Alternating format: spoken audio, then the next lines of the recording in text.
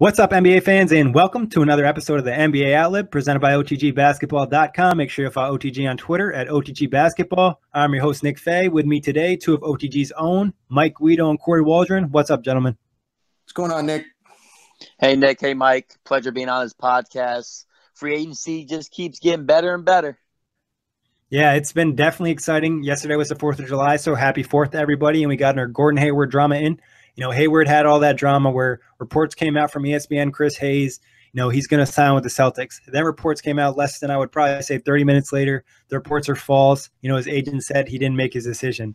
Then later that night on the 4th of July, Hayward posted an article on the Player Tribune saying he's signing with Boston, thanking Utah. What are your guys' thoughts on this drama? What do you think about Hayward? Do you think he was really going to sign with Boston the whole time, or he just wanted to give Utah a heads up, or, he didn't make his decision yet?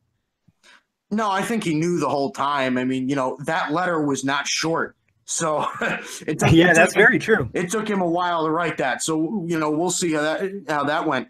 But Gordon Hayward, I think everybody just kind of needs to sag off a little bit on the drama that happened with this. Because, again, Gordon Hayward is not, LeBron James. He's not Kevin Durant with the decision and everything like that. So, Gordon Hayward is this very solid player and he makes the Celtics better. But, let's stop treating it as if, quit burning the jerseys and everything like that because, second or third scorer on a team. So, he's not that caliber of player. But, again, it was interesting the way that it played out. Yeah, and a guy like Hayward, it shows what kind of class he has, that he really wanted to tell Miami and primarily Utah that he wasn't, signing with them, that he was going to head to Boston. Like you said, I think he knew from the start of yesterday that he was going to Boston. The Haynes report wasn't wrong. That deal was a lock. But he wanted to write that Player Tribune article. And in the article, he went on and he said how much he thanked Utah for helping him become a man, and how, he really grew up in the city, how the city embraced it, how much he loves the fans and cherished the time that he spent there, and that he was just ready to move on to the next chapter of his life, trying to get that title that he almost had in college with Brad Stevens. And now this is their chance to try and do it in the NBA. And yeah, this doesn't make them better than Cleveland. This doesn't make them, better than the Warriors or the Spurs even. But this is a move in the right direction. This is a guy that Boston needed alongside Isaiah Thomas, who we saw at times last year when he was shut down. There isn't another scorer like this on Boston besides Isaiah Thomas. And now you have another guy who can take some pressure off Isaiah. He moves the needle farther towards how to beat LeBron, but the Celtics are still just one piece away from maybe beating Cleveland in 6 or 7. Yeah, and they finally got their guy. The last few off seasons they were out there trying to get KD last year. Obviously Hayward's not in that caliber, but he's still the guy that they wanted going to the off season. They're able to get him, so it kind of helps build the confidence. Another piece in the future for the big plans of Danny Ainge. But why do you guys think that Hayward picked Boston? Why did he pick the Celtics? Was it the Brad Stevens connection, or was this the best opportunity to win a championship, or both? I think it was a combination of the two. I obviously he has that really good relationship with Brad Stevens, and Brad Stevens is one of the better young coaches in the NBA as of right now, I think. But again, I think if he were he's going to the easier conference, obviously, and this is easily, obviously the team that he would go to beat LeBron James if he were to do that. I think that's kind of a combination why, but I think he just wants to be a little bit more competitive than he was in Utah, and just to show you, like you were saying before, the kind of class and the kind of contributor that he is, he's not going to be the number one option in Boston. He was the number one option in Utah. This is a guy that wants to win. So yeah, he got paid, but he wants to win. He wants to have fun in Boston and everything like that. So I give him a lot of credit. And a lot of people were expecting this. It's been being talked about for months and months and months. And Boston fans wanted this. So everybody got what they wanted. Everybody won, except the Jazz. Except for the Jazz. Yeah, Jazz fans are hurting today. No, but this was definitely a move for Hayward to just be more competitive. Like it's mentioned, the West is stacked. The West is not a cakewalk. You have to get by the Warriors, Spurs, Houston, OKC is back there. Denver is up and coming. Minnesota, we don't know what they could be, but they could be extremely dangerous with that starting five. Sacramento has made improvements. So the West is just deep. And even Utah, they're a very good team themselves, but they're just not a team that can really push the envelope against those top marquee teams. And then you look East, Boston with Gordon Hayward and Isaiah Thomas, that is a clear-cut 2 seed in the East. Clear-cut, with your only true, threat being LeBron James. And you're teaming up again with your old coach. It's just a winning move. Yeah, and I mean, that Danny Ainge and the Celtics have a ton of assets to improve the roster, so they're not going to get worse. And I think the connection with Stevens, there was reports that, he said, I think it might have been in his article in the Tribune that, they had unfinished business to take care of and how great Brad Stevens was to him when he was making this decision, taking it from both sides. And he did the same thing when he was in college, leaning towards going into the NBA. So I think that relationship was really important. And then obviously the opportunity to win a championship, knowing that it's going to be very hard to do in the West. And Miami just doesn't have the assets that Boston has. So I think it was an easy decision in that aspect. Where do you think, Corey, you mentioned this, they can't beat the Cavs, but where does this put them in terms of the East? You had them as a second seed. Can they push it 6 or 7 games now? Is there a possibility of maybe a Kyrie injury or a Kevin Love injury that they can beat the Cavs in the Eastern Conference Final? I mean, certainly. Any injury, a team can lose a series. We saw like the Kevin Love injury a few years back, and then Kyrie being hurt against the Warriors. That completely changed the dynamic of that series. Anytime you lose an all-star on a team, it can definitely open up the door for one of these teams like the Celtics, even the Raptors, to possibly swing in there. For the Celtics right now, you're looking with Gordon Hayward as a really tough 6 to 7 game series against the Cavs in which they lose.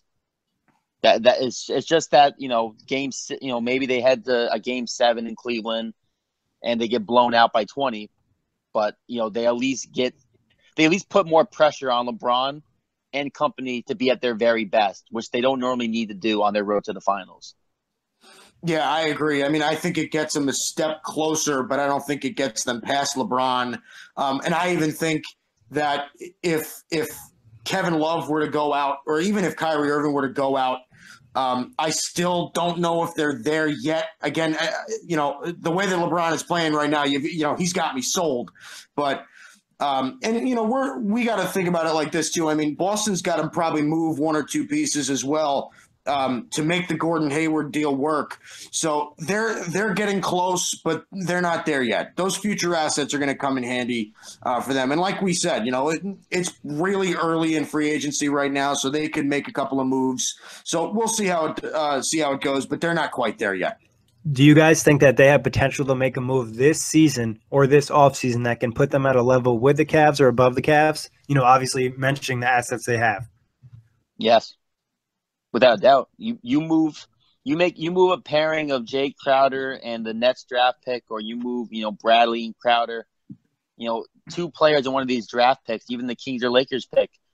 You can easily possibly bring in a rim protecting or rebounding big man. And if you get that, then I think we're having a completely different conversation on where they stand as contenders. Yeah, that I think is going to be the key for them. If they're able to move, even if they're able to move a guy like Jason Tatum or Jaylen Brown or something like that, because there is a logjam at that position. If they're able to move some of those pieces and some of those assets again for another, possibly a good, solid rebounder, good 2-way player, that they can plug in there also, then they're going to be in pretty good shape. So again, they're really close. They're just not there yet. I mean, honestly, if the Pacers had just held off for this Hayward signing, we could be having a conversation about them actually being contenders with Isaiah Thomas, Paul George, and Gordon Hayward. Yeah, and they probably and they could have made the moves, and it kind of would have worked out for the Pacers because they probably would have got a better deal. We'll talk Pacers a little bit later, but moving on from Gordon Hayward, he's gotten enough attention the last few days. But we're going to go through all the new signings, and then we'll touch on the re-signings after that. So you guys are talking about a little bit off pod. Nick Young signing with Golden State, 1-year deal, $5.2 million. What do you guys think of the signing right here? This is one of those deals that, it has the feeling that it's just going to work out. Nick Young's real specialty is his outside shooting. The only problem that I could see with Nick Young going to the Warriors is maybe he gets a little bit too shot happy. He starts hunting for shots, disrupting his own offense a little bit, and it kind of sends their offense into a little bit of a lull. But again, the way that I see Nick Young fitting into this offense, he's going to, get in there, come off the bench, sit in the corner and put up threes, which is what he does best. So, this deal just has the feeling of something that's going to work out. Yeah, I mean, Ian Clark's gone pretty much. I think that's what this signing symbolizes. Ian Clark's time with the Warriors is over. But like Mike just said, it's a proven veteran. He had a very good year last year with the Lakers. As long as he doesn't get shot happy. But, the one thing is about, older players. Nick Young is no longer, that guy. I feel like, the one who shot the three and turns around and celebrates before it goes in. Like that Nick Young is gone. The Swaggy P days are over. Because, I mean, not that I want to really call him Uncle P, but he's transitioned to a different, age of basketball in his own career. I saw a stat today. Through like the first 10 years of his career, he's only been a part of 201 wins. In the last 3 years, the Warriors have won 207 games. So he's already going into a team that has won more games than he's won in 10 years, in 3 years. So it's a completely different culture, a completely different animal that he's a part of now. And I think, when you're playing with guys like Durant, Curry, and Klay Thompson and Draymond, this four-headed monster that's in the Oracle in Golden State, that you're okay with taking the back seat and understanding what your role is within the offense.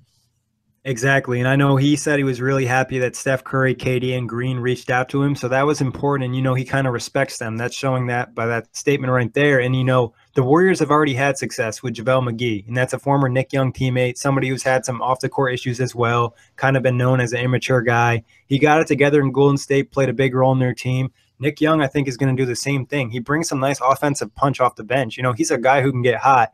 They have plenty of guys who can already get hot, but Nick Young can get an easy 20 off the bench for the Warriors. That gives that extra rest in the regular season. Not like the Warriors, played a ton of playoff games, but any rest is always going to help no matter what. So I think it's a great signing. We're going to talk about another signing they made, Omri Casspi. They signed him 1 year deal, veteran minimum. Another guy who can shoot the three ball, another offensive-minded player, just some more pop for this team.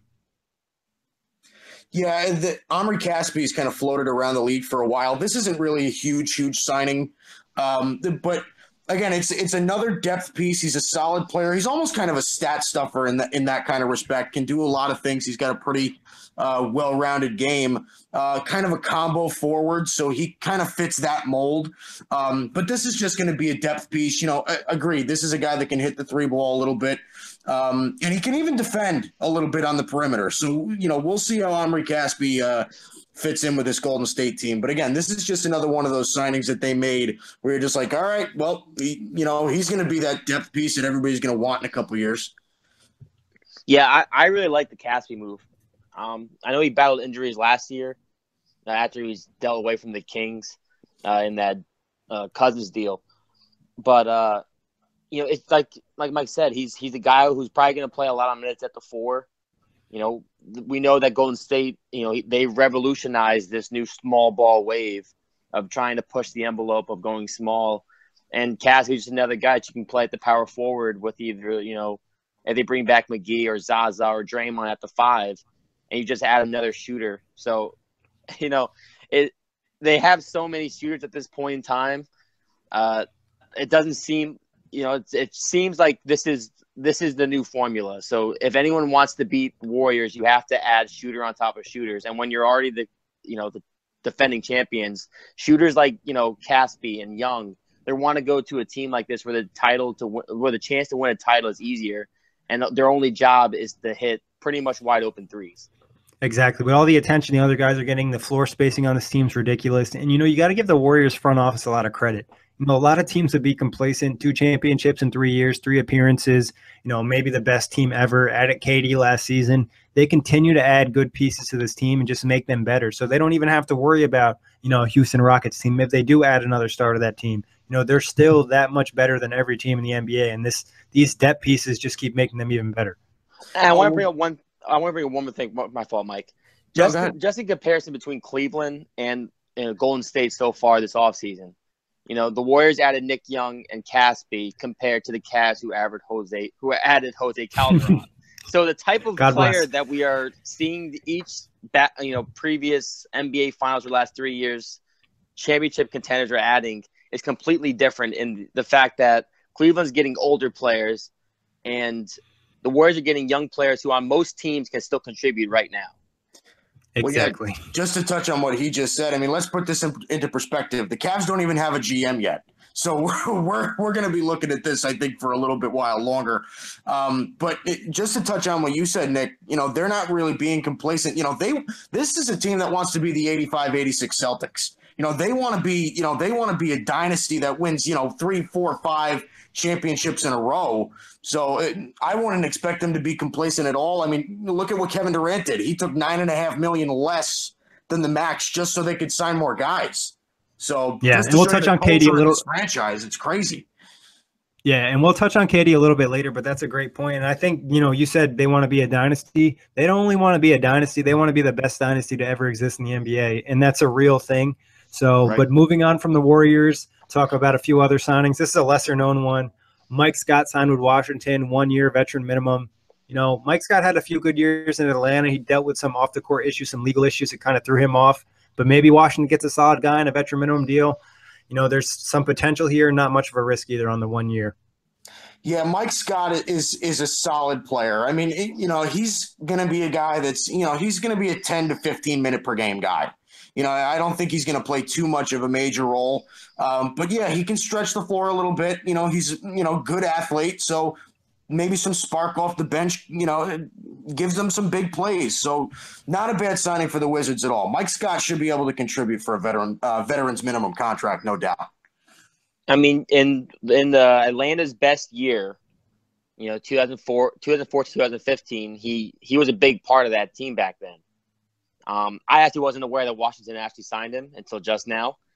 But, yeah, the one big issue with Washington, it came up in the playoffs last year, is besides that starting five with Wall, Beal, possibly Porter, Gortat, and Morris, is the fact that the bench was, it was weak. There wasn't much help on the bench. And, getting Mike Scott for the veteran minimum, it's, a low-risk, high-reward type of player. If he comes in and he gives you in 15 minutes, 5 or 6 points with 5 or 6 rebounds or 4 or 5 rebounds, that's all you need. So we'll see how it plays out. Yeah, it's not like he was a bad guy. He just has all those emoji tattoos on his arms. But moving on to George Hill, this is a guy Corey knows pretty well. He signed with Sacramento, which was really surprising. 3 years, $57 million. I mean, there was some reports he was interested, but it seemed like he was going to sign with either the Lakers or the Knicks. And next thing you know, Sacramento, 3 years, $57 million. What do you think about Sac getting a veteran point guard after drafting De'Aaron Fox? Do you think it's a good fit, help to train the young kid, or, it's going to take minutes away from his development? Well, the thing is with George Hill is that he was kind of, he's been an underrated point guard for a long time now. So, again, can definitely, shoot the ball a little bit. He can pass. He's a pretty well-rounded player. And you know what? I like it because, this is a guy that De'Aaron Fox can learn from a little bit. He's an experienced player. But what I'm really starting to see now, honestly, the Sacramento Kings are finally getting out of their own way. I mean, they're making a lot of good moves. They killed the draft. Every single pick they made was an awesome pick. And then now they make a couple of good signings in free agency, starting with George Hill. The money might be a little bit much. Again, close to $20 million a year, I think is a little bit much for George Hill. The third year isn't guaranteed, I'm pretty sure. So that's a big important note right there. The third year I don't think is fully guaranteed. Okay, all right. Well, that makes more sense because, again, $57 million for George Hill I think would have been a little bit much. But, again, a nice veteran piece that still has a lot in the tank. This is a really great sign for Sacramento. They're aiming for playoffs this year. This is what they want. With George Hill and De'Aaron Fox, the one thing that Fox can really learn from George Hill is defense. That is what George Hill strives at. It's been the reason that he's been in the league and so valuable to the Utah last year, to the Pacers when he was with the Pacers, and the couple of years he was with the Spurs. George Hill is a very good defender, and I'm not sure if he's going to start with the Kings and they have Fox come off the bench, or or how they're going to work, with all, Buddy Hield and all these guards, and Ty Lawson's still on the roster. I'm not sure who gets the majority of the minutes. I'm guessing it's Hill, because I'm sure you're not going to pay him $20 million a year to come off the bench. But, he gives you 3-point shooting. If he can stay healthy with his toe issue that he had last year, it's a good signing for the Kings, especially with the third year not being fully guaranteed.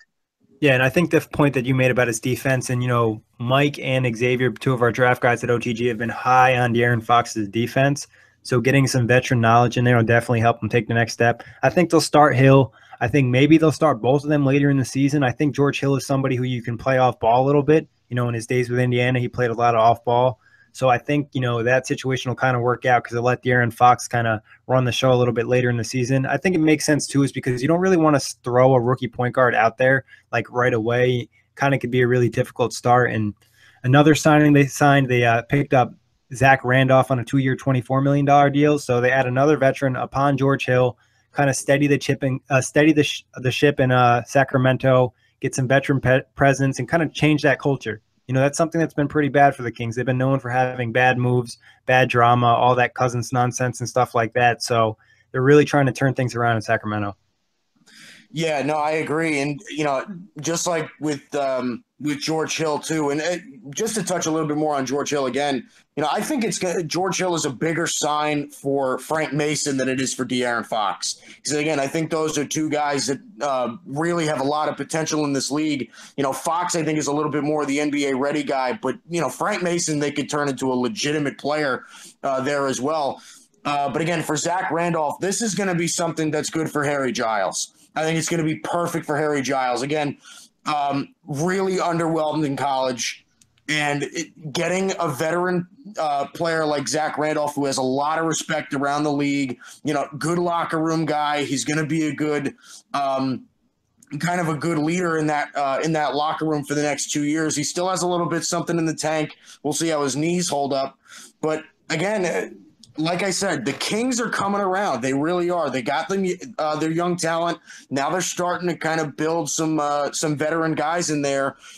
This could possibly be one of those borderline playoff teams. Call me crazy, but this team is coming around. I'm telling you. I'll call you crazy on that one because I don't think it's even close to playoffs, especially in the West. So I'll call you crazy on that, Corey. I won't say you're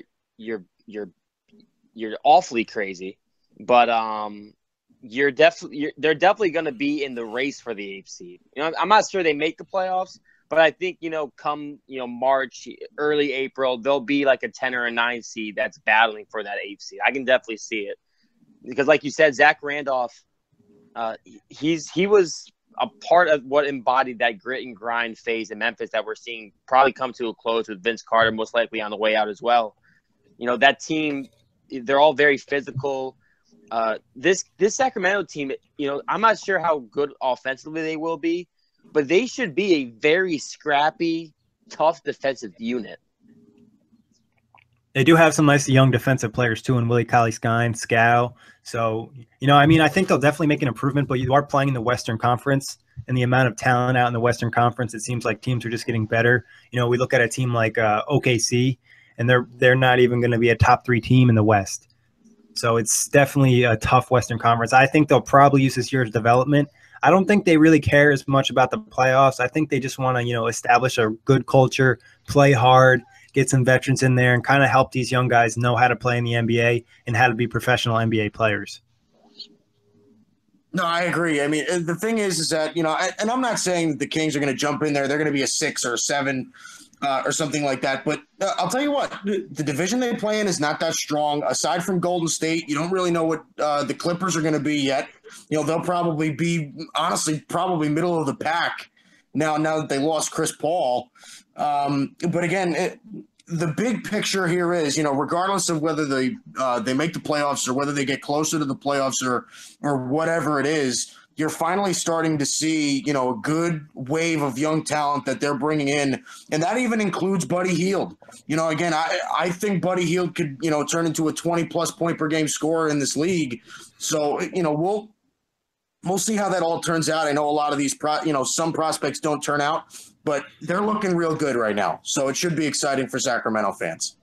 Yeah, and the Kings owner thinks Buddy Hield's going to be the next Steph Curry or Klay Thompson, so he has high hopes for him. But moving on to another signing, well, not an official signing.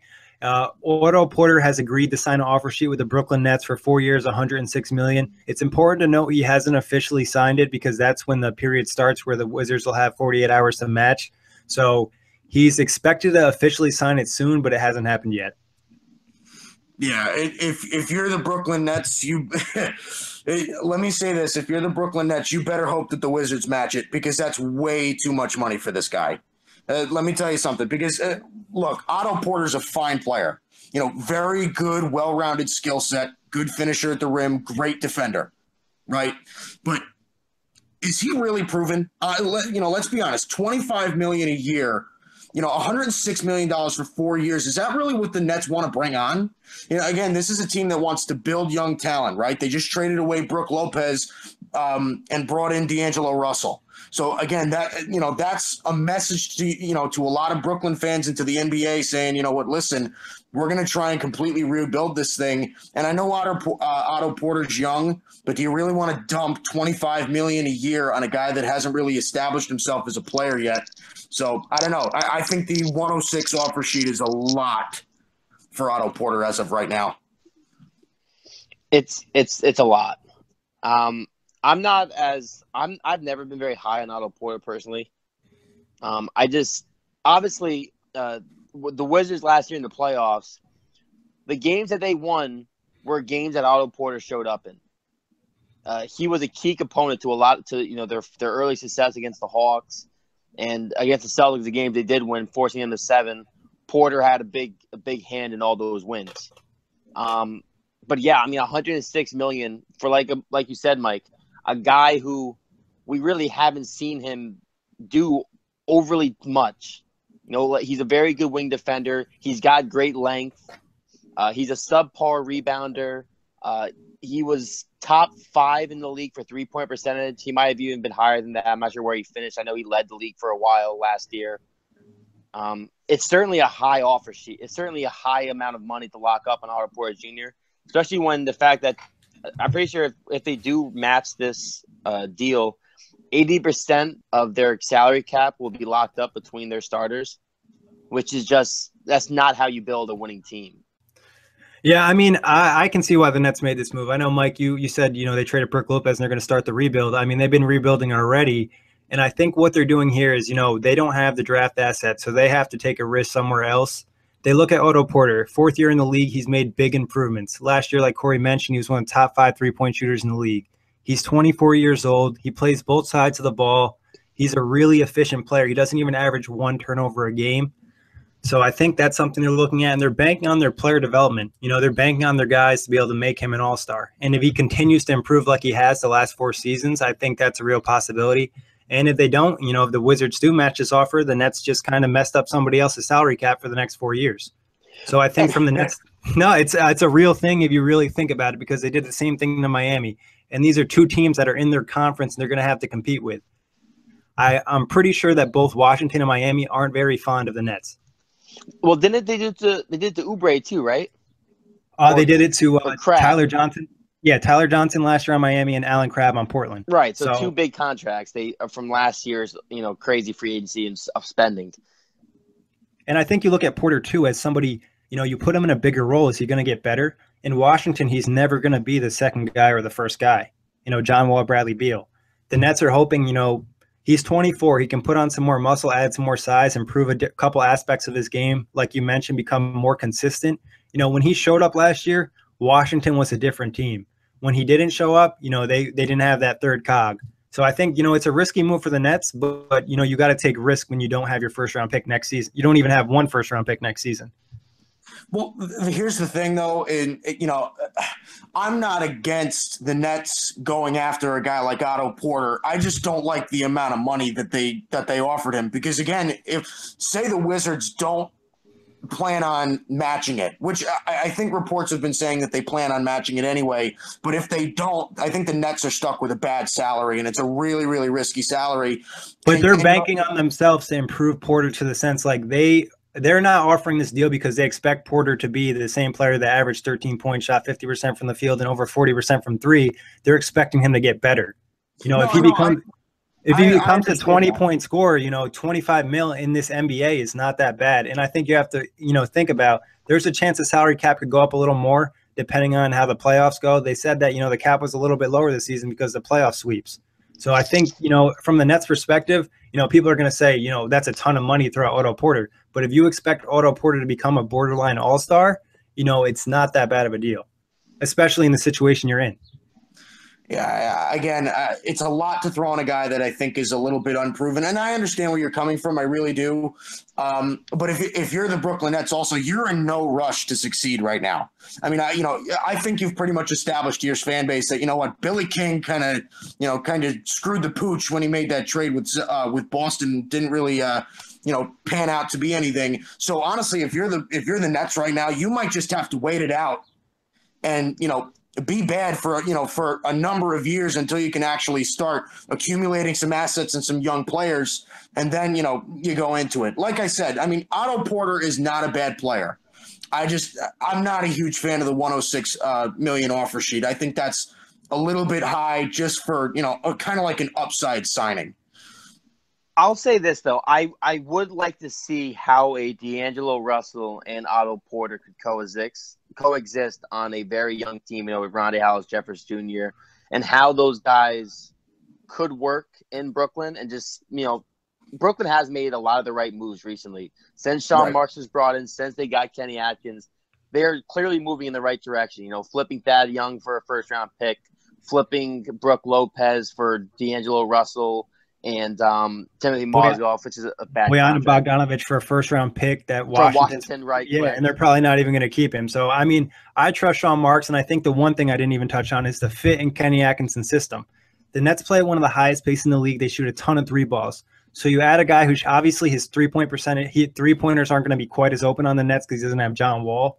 But I think in that system, they're expecting, a high amount of three-point shots. So I think it could really work out. If Washington matches, I don't think it's a good contract for Washington because he's never going to be more than the third option on that team. On the Nets, he could maybe be the second option or be that second or third best player. In Washington, he's never going to be able to have that expanded role with Wall and Bradley Beal.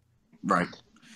It isn't a good deal for Washington at all. If Washington is stuck with this offer sheet, then they're done. I mean, you have nowhere else to move, pretty much from that point on. So again, we'll see how it goes. I think it will be interesting to see how Otto Porter coexists with some of their young talent there. Drafted Jared Allen. They got Karis LeVert, who played well last year. Rondae Hollis Jefferson is a lockdown defender already. So, they're accumulating some young talent. But again, we'll see. It should be interesting, regardless of what decision both team makes. If you guys had to put money on it, you're making your bet now. Does Washington match this offer? Yes. Unfortunately, yes. And I think when they re-sign Porter, it'll hurt the chances for John Wall to sign an extension. So I don't think he agreed to the extension yet, if I'm correct. No, he did not. So, right. I mean, they're going to pretty much, if they accept this offer, I think they're going to have to dump salary. Random fact about the Wizards, they've never paid the luxury tax. So ownership hasn't done that before in the past. I'm going to go on the limb here, and I'm probably being a little biased. And I'm going to say Washington doesn't match. I think they're bluffing. And I think that they realize that they can't afford to lock up this type of money, and the possibility of extending John Wall, they would almost ultimately have to make a move instantly if they pick up Porter, if they match that offer. So it'll be interesting to see. I hope they don't match. You never know. They've been saying they're going to, but we'll see what happens.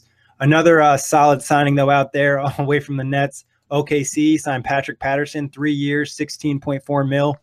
To me, this is a great signing, perfect fit. They need someone who can shoot the three ball at the big position, and Patrick Patterson can do that. Yeah. He's inconsistent, but he can do it. Yeah. Well, let me tell you this. Low key, this was, I think, one of the best signings in all of free agency so far. They finally have somebody that can shoot. I mean, Patrick Patterson's a pretty good stretch four. I mean, he had a bad season last year in Toronto, but it wasn't too long ago that Patrick Patterson was one of the more coveted stretch fours in the entire league. So, we'll see how that works out. But again, giving Russell Westbrook somebody that can actually shoot the ball, I think is going to take them way further than they think. And again, with them getting Paul George, the Thunder are starting to get interesting again. And now they're talking about maybe getting Rudy Gay and everything. So, we'll see how it works out. But OKC's starting to turn things around, it looks like. This is a good piece. This is like Mike just said, this is a really team-friendly contract, first off. And you're adding a guy who has never played really more than 25 minutes a game, who's probably going to get more minutes now with the Thunder, probably around 30.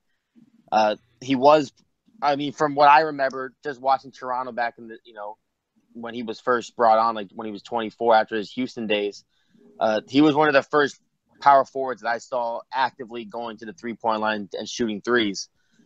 And, having Kantar and having Taj Gibson last year, this is a power forward that they kind of needed in the new age of basketball to kind of go against the Warriors and the Spurs in the West. He fits pretty well. He's not a me kind of guy. He's a guy who can take a back seat because we obviously know the offense is going to be heavily driven through Westbrook and now Paul George. He's just another very good complementary piece to those two stars. And it's somebody on OKC that'll actually be respected to shoot the ball. Like I'm being serious too. And, Andre Robertson got no respect in the corner, and for good reason. So, having Patrick Patterson will open up just enough more space for Paul George and Russell Westbrook that'll make a big difference. So, like you guys had mentioned, great signing. And, the third year of this deal, I think, is a player option. So I wouldn't be surprised. Patterson played really well, opted out, tried to get one more big deal. But moving on to Corey's Pacers, they signed Darren Collison, a team that he played for in the past, 2 years, $20 million. What are your thoughts on this deal? Well, let's first say that they waived Monte Ellis. Oh, yes. Yeah, they waived Monte Ellis. They stretched him. So which I want to explain something because I think some people probably don't understand this. Monte Ellis had 2 years left on his deal. He was only guaranteed this year at $11.2 million or something like that. And the second year was a team option. So it allowed them to stretch his contract for 5 years because when you stretch somebody, it's times 2 the amount of years you have plus 1. So stretching 5 years over $11 million is not bad at all. Exactly. And it's going to free up. Now they have around $22 million in free cap space still with this free agency to go. So there's more moves probably coming for the Pacers after the Darren Collison signing. Some reports about Kelly Olynyk, but, let's talk to Darren Collison, though. What are your thoughts about getting Darren Collison back in Indiana? Solid point guard, nothing crazy, but solid player. Sure. You needed someone to play point guard. Obviously Jeff Teague's now in Minnesota. You don't really – obviously Monte Ellis is gone. Joe Young hasn't proven that he can play steady point guard minutes in the NBA. The Pacers never go full tank. I personally was hoping they would go full tank just because I would like to build, some younger players around Miles Turner. I would have preferred not to have Victor Oladipo on my roster for $24 million, whatever the hell he's making, which is far too much for Oladipo. But, if you want to do a quick rebuild, these are the kind of team-friendly contracts that you get. 2 years, $20 million for a guy who's a very a decent scorer. He can still space the floor. He's athletic. He can push the tempo, which is what Nate McMillan is trying to do with the Pacers. It's not a bad signing for the next 2 years where they're still doing this, quick rebuild. Oh, well, yeah, I agree. I mean, Darren Collison, I think, kind of gets forgotten about a lot because he spent the last few years in his career in Sacramento.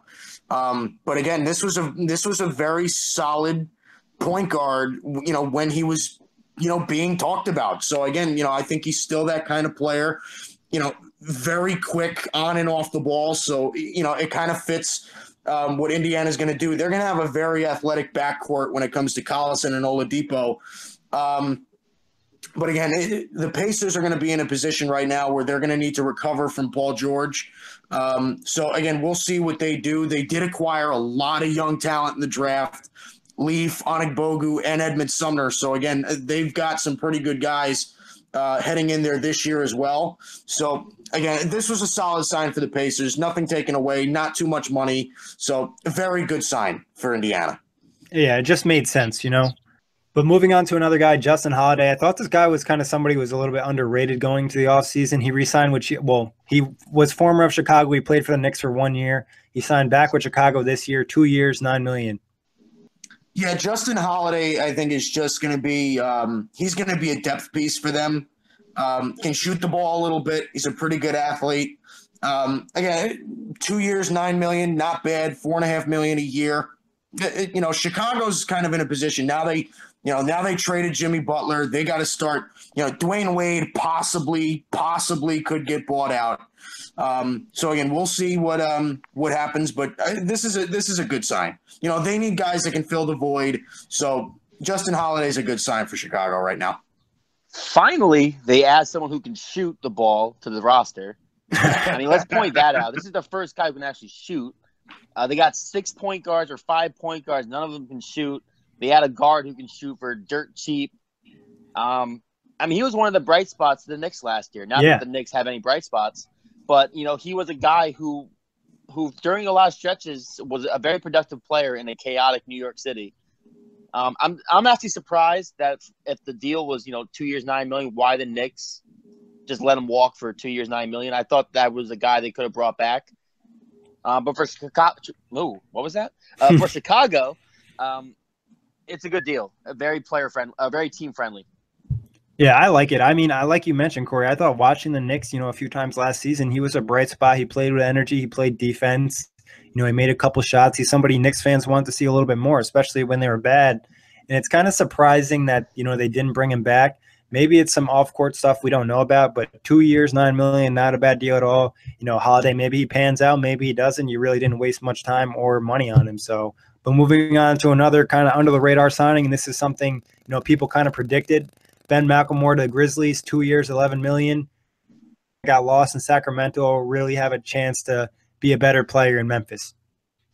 Yeah, this was a great signing by the Grizzlies. Absolutely fantastic.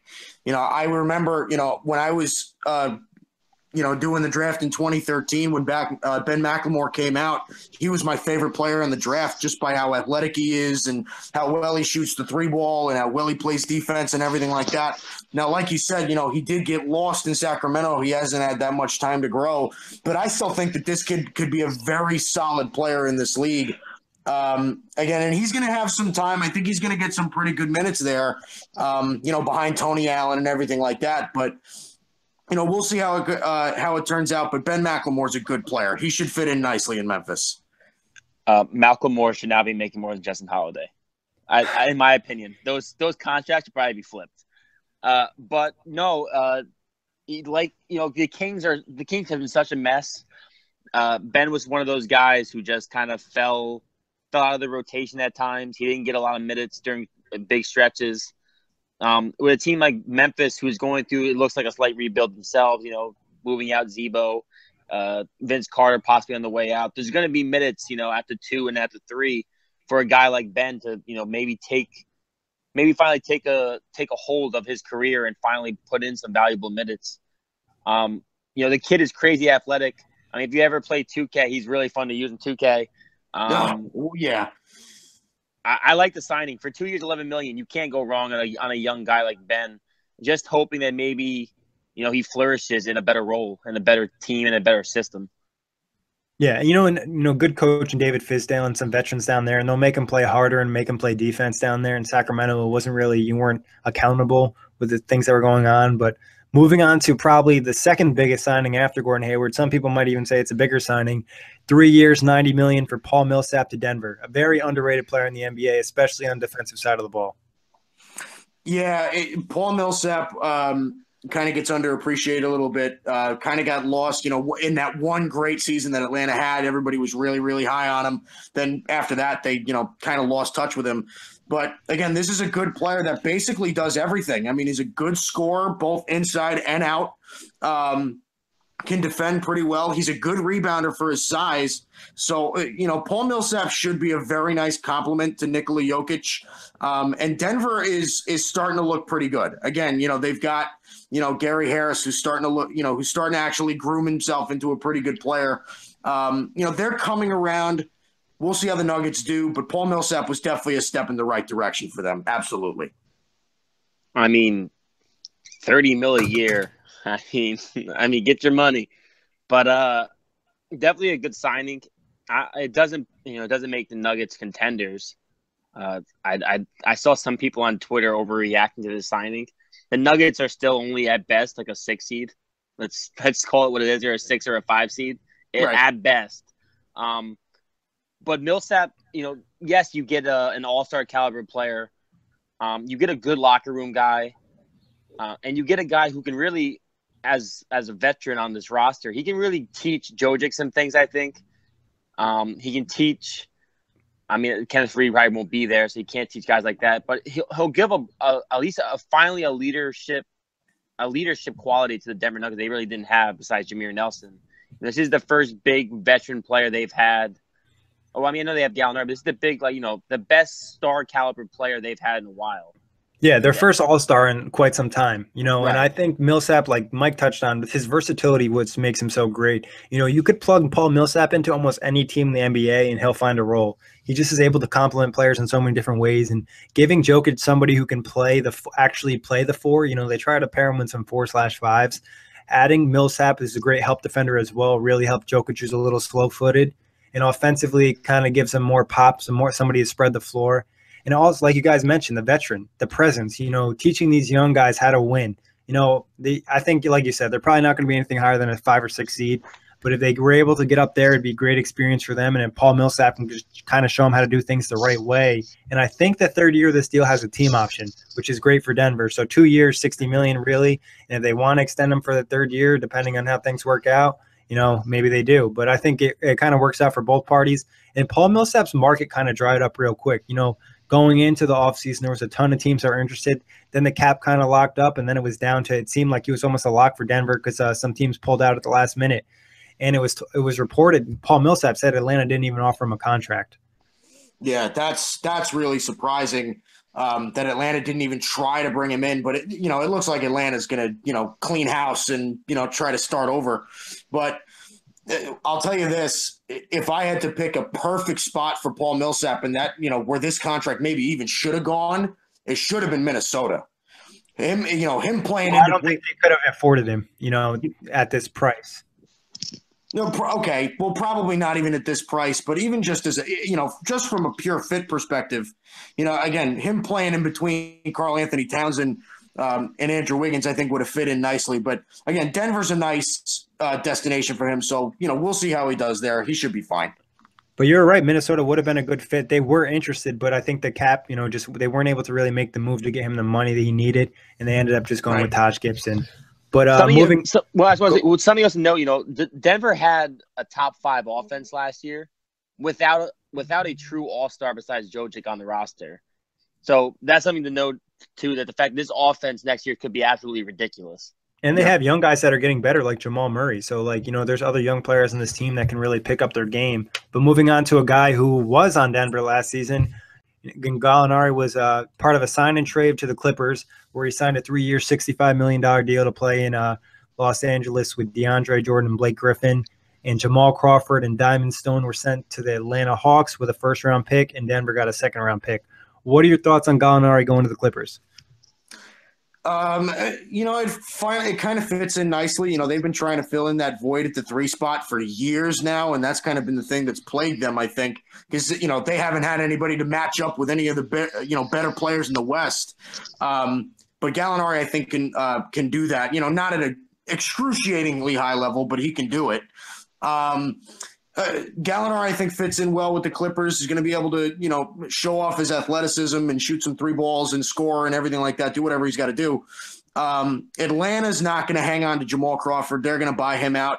Diamond Stone is a relatively decent young center that kind of got lost in LA last year, didn't really play that much.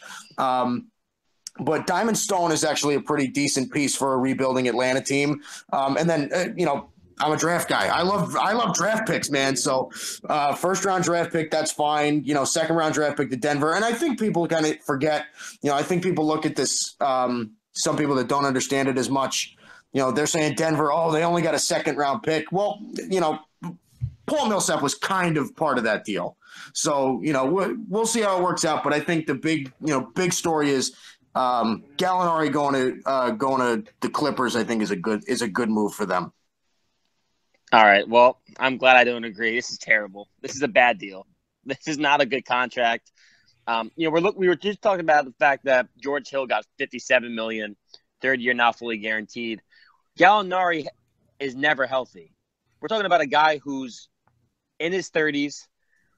He can't stay on the floor. He's getting paid $65 million, and he's because Blake Griffin re-signed, he's going to have to play majority of his minutes at the small forward. He's losing his athletic ability. He's a slower player to, the LA who's used to playing a faster pace, a faster tempo, running the floor.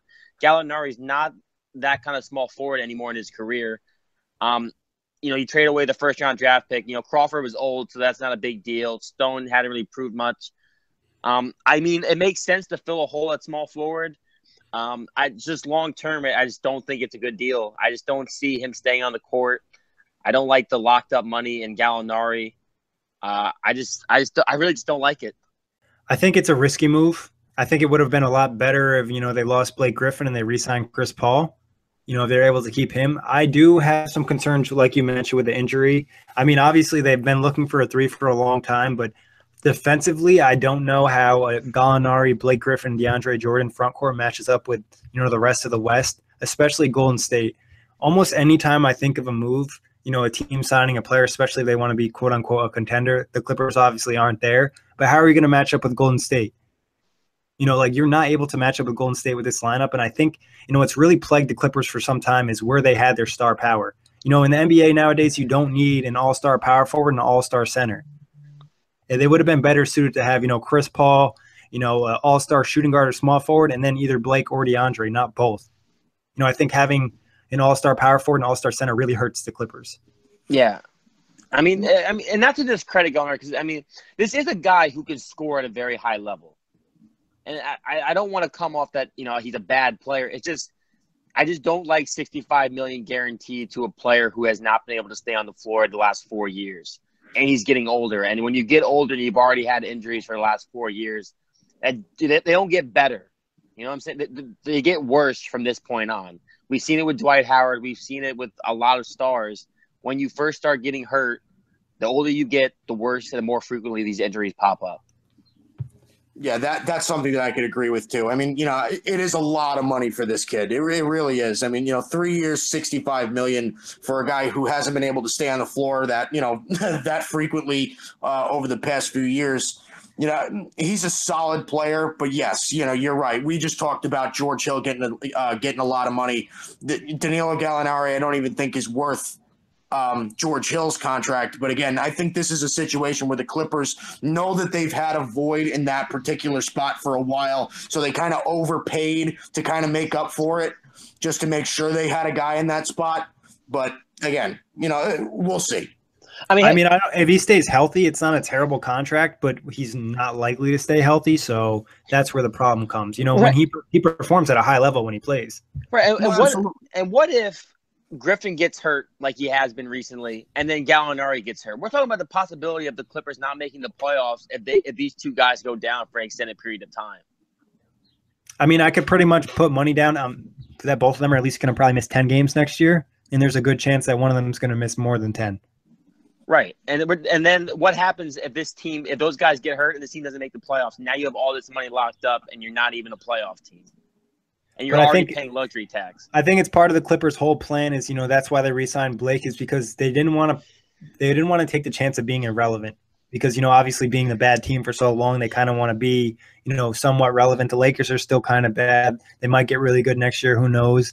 And Steve Ballmer just bought the team for $2 billion, so he didn't want to rebuild. So, I think they're just trying to make the team competitive. But what these type of deals do is they lock you up, and then your cap's locked up. And that's what happened to the Clippers in the first place is they had all this money tied to DeAndre, Blake, and CP3, and they couldn't do anything else with the roster. So I don't know. Clippers are definitely going to be stuck in a limbo for a while.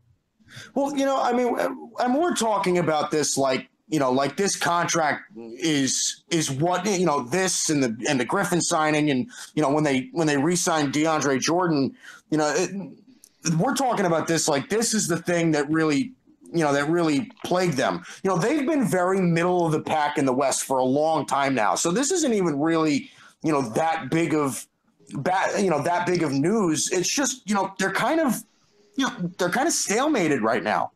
Instead of taking the open slate, which they had available, they decided to stalemate themselves again. Right, exactly. Well, that's exactly what I'm getting at is, them trading away Chris Paul and, getting back, whatever they got back, whatever Daryl Morey did. Again, this is just, what they've done for the past few years. I mean, I don't think this is any surprise to anybody at this point. I mean, can we finally start saying too that Doc Rivers may be very bad at his job? I think we would agree that he's definitely a bad. As head coach and as president of basketball operations, because this is his deal again. Like, this is a move that Doc Rivers made. Yeah, I mean, especially the reports came out that we saw earlier, like maybe this week or last week, where he had an offer for Carmelo Anthony for like Austin Rivers and someone else, and it was like a beautiful deal for the Clippers, and he didn't take it. So I think, if that's true, Doc has definitely done a pretty bad job there in terms of managing the money. Coaching, they have won a lot of games, so it's hard to take that away from him. He's dealt with a lot of injuries, but also he's had a lot of talent. But we'll see what happens with the Clippers this year. Let's talk re-signings. And obviously the biggest re-signing other than Steph Curry earlier, this week, KD re-signed with Golden State at a great rate for them, 2 years, $53 million. He took less so they could sign more guys. This was huge for Golden State. Yeah, I mean, well, they're the Golden State Warriors. I mean, do we really need to say anything else? I mean, Kevin Durant is trying to win as many titles as he possibly can. And if that includes taking less money to build a stronger team, then that's what it's going to include. I mean, there's talks of them, possibly trying to go out and get Rudy Gay. I mean, whether they can afford that or not, or whether they're just blatant rumors, is one thing. But the fact that those conversations are even coming up, I think just, like I was saying before, it's all about they want to be, and like you said before too, Nick, they want to be the greatest dynasty ever. They want to be better than those 85, 86 Celtics. They want to be better than the Showtime Lakers. They want to be better than all those teams. And this is just a step in the direction that Kevin Durant is kind of forcing now. They're taking $9.5 million less. That's not like LeBron taking like 2 or 3. That's Kevin Durant taking almost $10 million less per year. That's crazy. If you want to win multiple championships, like you just said, this is the avenue you have to take. I was a bit, not that Curry does not deserve every amount of that $200 million plus deal he got. I was surprised that he didn't take a lesser deal and that Durant had to take the lesser deal. But, I think it speaks volumes about Kevin Durant, who, we villainized this past year for leaving the Thunder, heading to the Warriors, capturing that elusive first ring that he has been chasing so far, and the fact that he has been so willing to take less money. When the reports that they weren't going to have enough money to get Iggy came out, Kevin Durant was the first one to say that he'll take even less money to bring back Iggy. And then, they obviously, we talked about it earlier, they signed Young and Casspi. And this deal is so friendly for the Warriors is, 2 years from now, they have to sign Klay Thompson. And now they're in a perfect position to re-sign and keep this four-headed monster in Golden State. Yeah, no, you guys made great points. So just touched on a few things. Rudy Gay, I think, was more of an interest if they weren't going to keep Andre Iguodala. And KD and taking the less money, it pretty much directly resulted in them being able to get Nick Young from what I was seeing online. So, and the one thing, though, to be important to know on the KD contract is a 1+1. So I think KD has a player option for next year. So if he decides he wants more money, he could technically do it, or he could offer more flexibility for the Warriors. And I think Steph, for that, why he took such a big deal is I think his last contract was 4 years, $44 million. So he really has never gotten paid. And he was dramatically underpaid for the last 4 years. So I think, he wanted his big deal. And I think the Warriors wanted to give it to him because he was so underpaid for the 4 seasons. Yeah, I mean, I get it, obviously. I mean, I'm not saying he doesn't deserve it. He is the first ever unanimous MVP. He's 2-time MVP, 2-time NBA champion. The money is well deserved. I just, it's me being me. I just personally feel if he took a lesser deal, this would all make the cap situation for the Warriors easier. And they possibly could have brought in some bigger names as well. Or maybe, just different things could have happened. Well, I think if it was going to really make a big impact, he would have had to take a pretty big cut. But I would not be surprised at all farther down the line in this deal that Curry restructures and extends his contract in a way that it helps the Warriors, especially when it comes down to the time, like you mentioned, the Klay Thompson re-signing session where he's been rumored to go to possibly LA. But that's for another day. Another guy who re-signed, and this looked like it might not happen for a while because of the CBA issues, but then they re-signed with Houston, 3 years, $11 million. Solid veteran for this team. Yeah, and it gives them a little bit of front court strength. We were talking about the playoffs.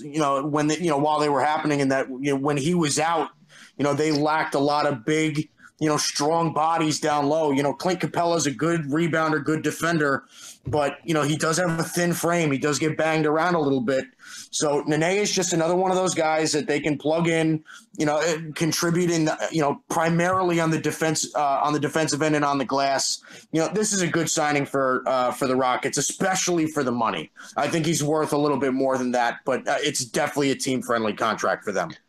I mean, we're looking at a center who, when he went down last year in the playoffs, Houston really fell apart in that San Antonio series when he went down. They shrunk the rotation to like 7 or 8 guys. They pretty much gassed themselves when he got hurt because he didn't have any other big men to play. Ryan Anderson had to play a ton of minutes. He had to play some minutes at the center, which is horrible. You can't have Ryan Anderson on the floor playing center, very long playing power forward for a giant stretch of minutes, which is what Houston's figuring out now.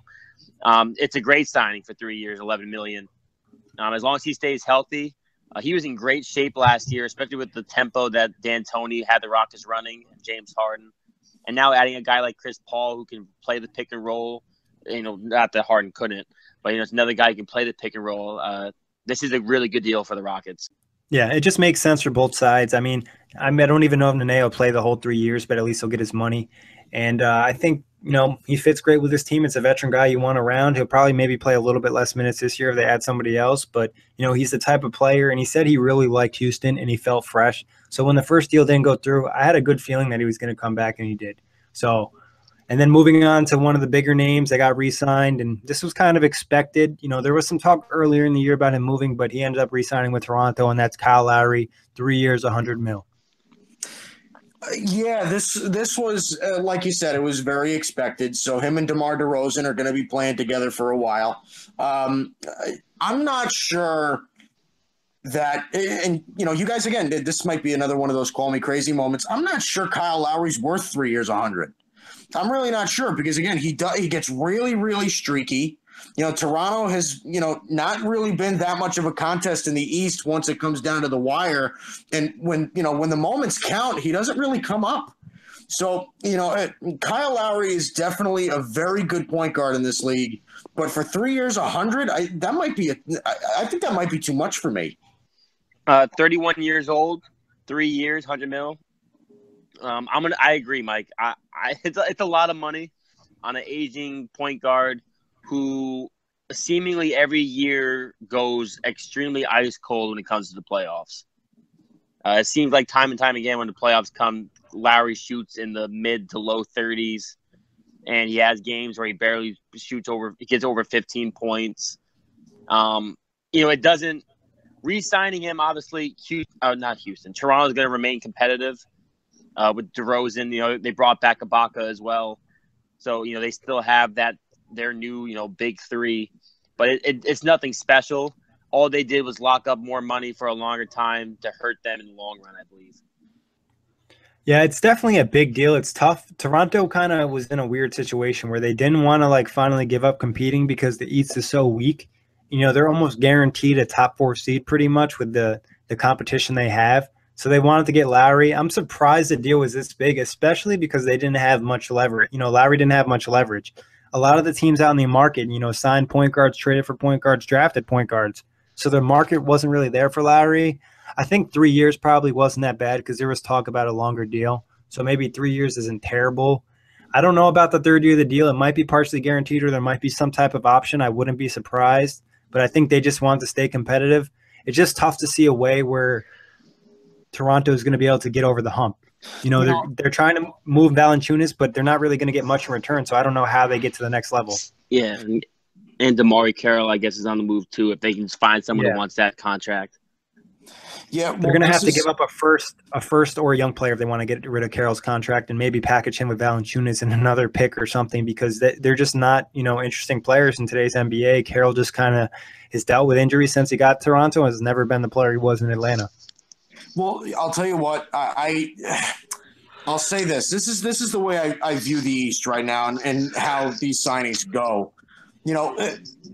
I think, can we all agree that as long as LeBron James is playing at the level that he is right now, we can probably all agree that he's probably got 3, 4, 5 years of really high-level play left. Can we all agree on that he's going to be, the Cavs are probably going to be the favorite in the East for a while. As long as he stays. Right, yeah. exactly. For So at this point, you you got to think about it like this. Are the Eastern Conference teams really looking to just trying to stalemate themselves and stay competitive? Or are they trying to maybe buffer up some contracts for longer deals so they can have a good, have that solid franchise for when LeBron goes out? That's the question that I'm thinking, because I think Eastern Conference teams are in a really tough position to listen, we need to put ourselves in a position to either beat LeBron or try to be competitive for when he's not here anymore. I think for Toronto, the mentality is still beating LeBron.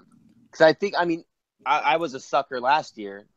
When they got PJ Tucker and Ibaka, I thought that it was the right idea to try and beat a LeBron Cleveland team. Physical defenders, a couple guys who can shoot the three, Lowry and DeRozan as, the vocal point of the offense. And we saw how it worked out. It didn't. They can't beat Cleveland. So to what you were saying, for Toronto, it's got to be just trying to keep competitive. Because there's not much else for Toronto at least. Like Boston, they're in a different conversation. But Toronto, Atlanta finally gave it up because Atlanta was kind of what you were talking about. Atlanta was in that position where they weren't good enough to beat Cleveland, but they were in a good enough position to be a top 4 seed in the East. Yeah, and I think some of these teams like a Washington, Toronto, or Boston. I know this. I never hope this happens. But LeBron sprains his ankle in the second round and he misses a series. You can beat Cleveland and get lucky, and you get an NBA Finals appearance. We're not saying you're going to beat the Warriors, but for a lot of teams, just getting there is a big deal. Right. So it's almost the same in the West too. If you're a team like the Oklahoma City Thunder, or you're a team like the Memphis Grizzlies, or one of those mid-level Western teams, what do? You're kind of just in the middle. This is why I had a problem with Phil Jackson last year, was because all he did was make them average. The Knicks weren't in a position to be the 8th seed. They were in a position to stink and accumulate as much assets as they can so they can win in a few years. You know what I'm saying? It's a tough situation for Eastern Conference teams, and I think some of them, like a team like Philly, is in a position, and even Boston to an extent, because they weren't willing to trade their assets as they're looking for the time after LeBron. But enough about that. And LeBron, he gets brought up on every podcast, even if it's not about him. Talking big free agents that are still left out there. What guy out there right now sticks out to you and you think can still have a pretty big impact on a team if signed? Actually, one more guy we forgot to mention re-signed. It was just a recent type of thing, and that's 4 years, $52 million for Dion Waiters to stay in Miami. Oh, well, there you go. There's my guy. That's it. That's my guy. That's a really good signing by Miami. Clearly, they were waiting to see if they got Hayward before they moved in on Dion. I don't think they re-sign him, obviously, if they get Hayward. But, Dion, man, we saw the best version of Dion last year. Waiters Island, my new thing, just Dion it. The guy was incredible. The game winner against Cleveland, the game winner against the Warriors. That's Dion Waiters. Him and South Beach. Yeah, he had a lot of big moments for the Heat. Yeah, he did. That's a good signing. 4 years, $52 million. And another guy who had a really good year, and he's only getting $52 million, and Gallinari's getting $65 million. So. It's not a bad price at all. You're still a little bit worried about the inconsistency we've seen from him in the past and injuries, but it's not a bad signing for that price. Mike, what are your thoughts on Waiters? Oh, it's not a bad signing at all. I think it's a great signing. And I think we kind of take for granted, youth in this league. Dion Waiters is still young. So, those inconsistencies, I think, were kind of expected. He's got a bit of a strong attitude and everything like that. Everybody knows that. But As of right now, I mean, Dion Waiters is an extremely skilled offensive player, extremely skilled. So, if he can get his attitude right and, he can actually develop his game and everything like that, I mean, this could be extremely good for Miami. Yeah, it definitely has some potential to be a nice piece. And, Pat Riley always knows what he's doing. But back to my other question, any guys out there that you think could still have a big impact that you're waiting to see signed, or pretty much all the great players got signed up? James Johnson. Oh, yeah, James Johnson. First name that pops in my head is James Johnson. He arguably could have been sixth man of the year last year with his role in Miami. Maybe even most improved player. Power forward. Yeah, exactly. That Miami second half where they went 31-11 and just missed the playoffs. That team was extremely gritty.